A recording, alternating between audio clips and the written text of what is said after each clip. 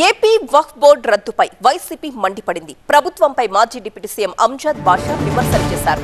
5 ఏళ్ల కాలపరిమితి ఉన్న వక్ఫ్ బోర్డుని ఎందుకు రద్దు చేశారని ప్రశ్నించారు. 2028 వరకు ఉండాల్సిన బోర్డును రద్దు చేశారని అన్నారు అంజద్. రాజకీయ పరంగానే ఈ కుట్ర జరిగిందని, జీవో 47ని రద్దు చేయడం వల్ల వక్ఫ్ ఆస్తులపై కూటమి ప్రభుత్వం కన్నెరిసిందన్నారు అంజద్ బాషా. 2023లో దానికి ఈ కమిటీ వేస్తే దీనికి 5 ఏళ్ళు అనగా 23, 24, 25, 26, 27, 28 వరకు మరి దీనికి కాల పరిమితి ఉంటుంది.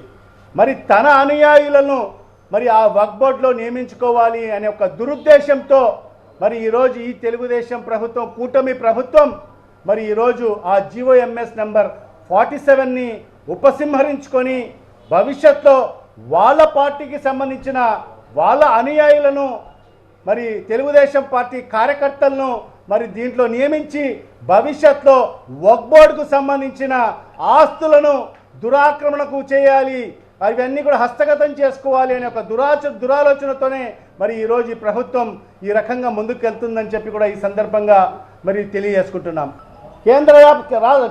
కేంద్ర ప్రభుత్వం కూడా మరి ఈరోజు వక్ఫ్ సవరణ చట్టం అని చెప్పి ఈరోజు తీసుకురావడం జరిగింది. ఈరోజు దేశవ్యాప్తంగా ఈరోజు ముస్లిం సంఘాలు కానీ ముస్లిం ప్రజలందరూ కూడా పెద్ద ఉద్యమాలు చేయడం జరుగుతుంది. మరి ఈరోజు ఆ వక్ఫ్ సవరణ చట్టాన్ని ఉపసంహరించుకోండి అని చెప్పి కూడా ప్రజల తరఫు నుంచి, ముస్లిం వర్గాల తరఫు నుంచి మరి ఈరోజు అనేకమైన డిమాండ్ రావడం జరుగుతుంది.